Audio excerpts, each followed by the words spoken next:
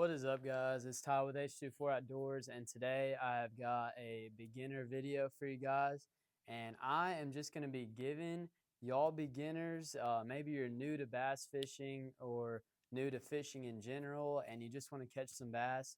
I'm going to give y'all some baits to start out your tackle box with.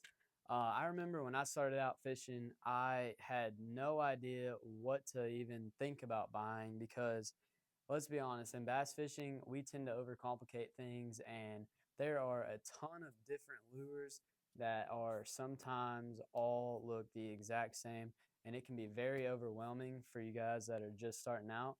And so, with today's video, I'm just going to give you all some baits that are just going to narrow it down, and this will guarantee fish catches. These are just baits that are tried and true. Anyone that's been fishing for any time will tell you that these baits are staples for most people. And so, yeah, without further ado, let's get into it, guys. All right, so the first bait we have, and this is a no-brainer. Well, I guess for you beginners who you might not know what this is a senko, and I'll show you that right there. And basically, all you do with the senko, we've got a video showing you how to rig it, but all you gotta do is get you a finesse hook. Guggen Squad makes a great one. It's the Lunker Wacky hook, and all you do is you take that finesse hook, you hook it right in the middle of a senko, and it's called a wacky rig. And all you do is you cast it out and you let it sink, and you just twitch it. And that's just a great finesse bait. You can fish it on all of the water columns. And another thing that I'll get into is the water columns. And so just stay to the end of the video and we'll talk about that. But yeah, first bait is going to be a senko. Second bait, keeping along with the finesse, is a Ned rig. A Ned rig kind of gets a lot of hate in the fishing industry, but that's only because it catches fish. And you're not going to catch anything huge on Ned rig. I mean, you can, but this is a finesse bait that is just going to get you out there catching fish, catch you a bunch of spots that are like 12 inches. And all you're going to get is a Ned rig jig head by Z-Man and a finesse TRD. And all you're going to do is you're just going to rig it on there and just have that bait sit straight with the hook. And you're just going to cast that out there and just kind of lift it off the bottom and let it shimmy down. And so, yeah, the Ned rig, that's a staple. If you're having a tough day, definitely recommend. I'd say just go with a green pumpkin or a PB&J.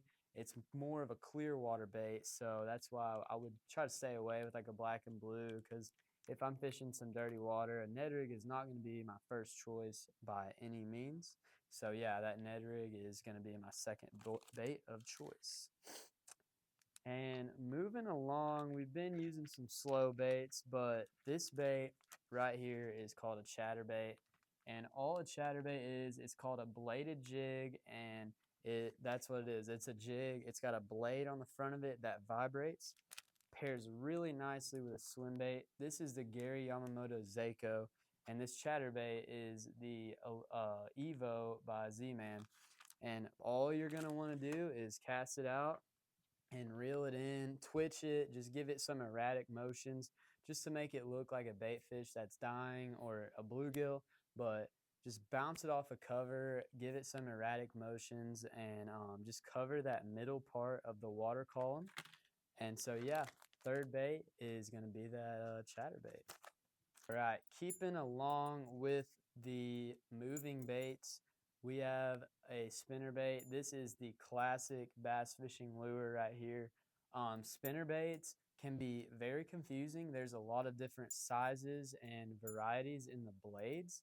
And if you'd like to see a video going in depth of the blades and what different spinnerbaits thrive in what conditions, let me know in the comments below. But this is a spinnerbait. This is the most classic one. It's just a white and chartreuse. This is called a willow blade, and this is a Colorado blade, that short, fat one.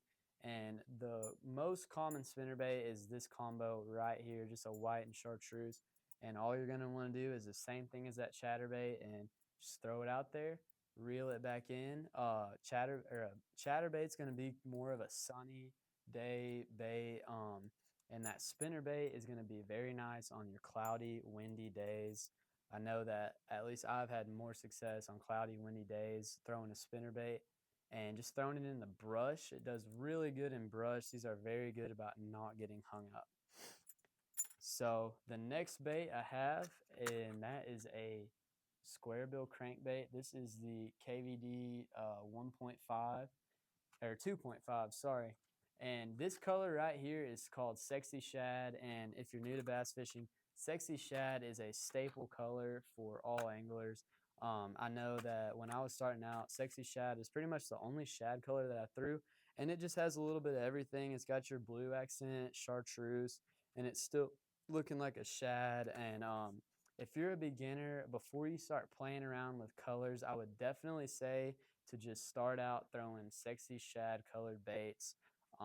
It's very simple, square bill. Like I said, just cast it, reel it back in, bump it off the bottom, bump it off of cover. And the key with a square bill is when you hit cover, you let it sit there and it's just going to float up. And when it floats up, that's going to trigger a reaction strike a lot of the time. And so, yeah, that square bill is going to be a killer. Moving along, we got another finesse bait here, and that is a shaky head. This is the spot remover shaky head right here. And we've got a video on our how-to playlist of how to rig a shaky head, and that goes more in depth.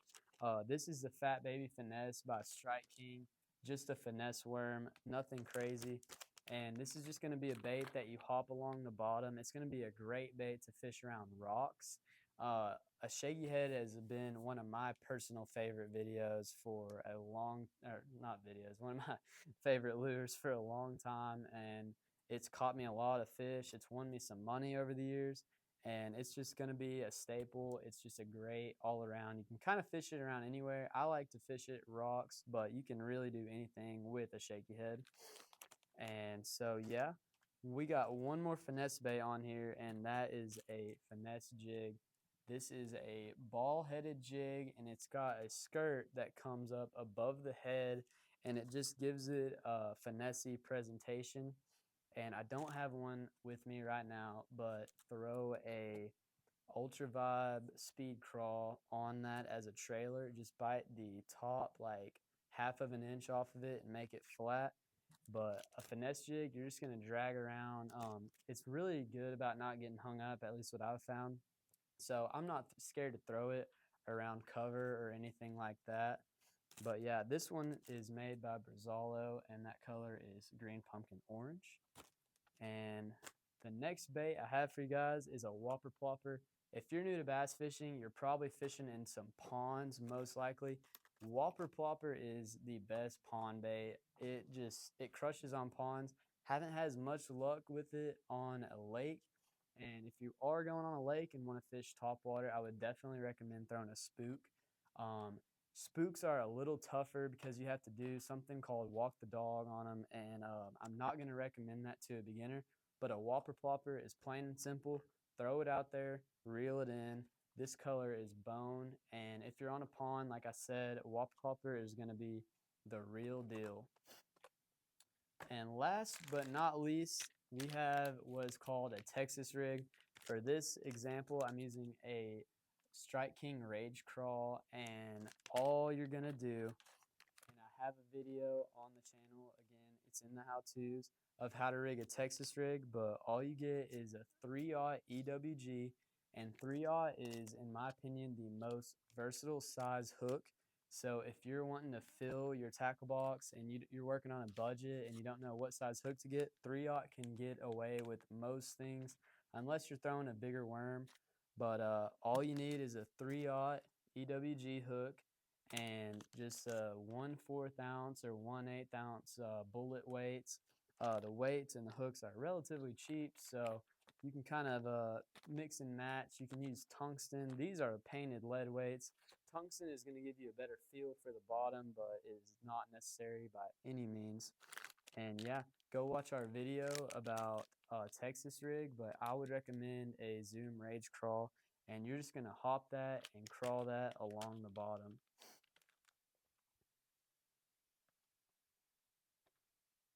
All right, guys. Thank you so much for watching. I really appreciate it if you've made it to the end of this video.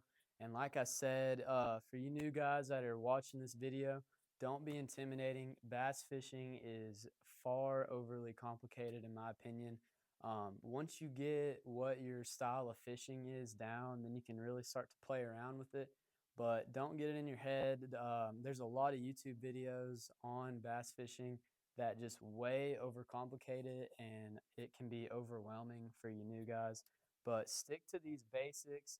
And I mentioned earlier about the water columns, and basically you could probably figure it out, but you're gonna have the top of your water column, which is top water fishing, and that's what this Whopper plopper does a great job of. And that is just triggering bass to react to stuff on the top of the water. Um, all that means is just wait till the summer on top water. Once that water gets about 70s 75 ish, then that's when you can start to throw that top water more. You're not going to be successful doing that in the winter.